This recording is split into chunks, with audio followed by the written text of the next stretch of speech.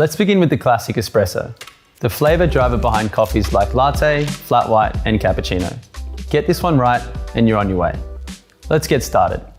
First, I recommend purging the machine. Run hot water through the group head into the portafilter and then remove the portafilter and wipe it clean. This also helps to preheat the group head and the portafilter for a better tasting espresso and a hotter first cup. Pour freshly roasted beans into the hopper and grind between 18 to 22 grams into the portafilter. Feel free to use a scale if you want to be more precise.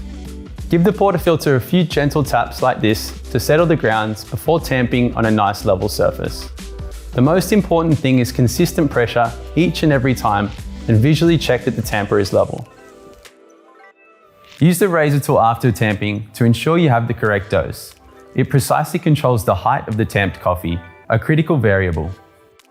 Now insert the portafilter into the group head. Twist until it's firmly in place, not too tight or too loose.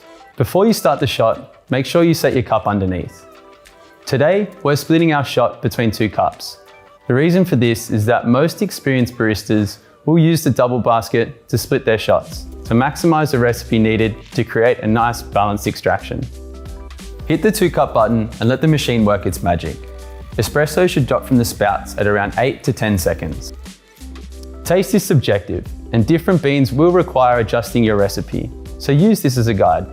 Aim for around 20 to 30 mils or around 1 fluid ounce of liquid per cup in 25 to 30 seconds in total.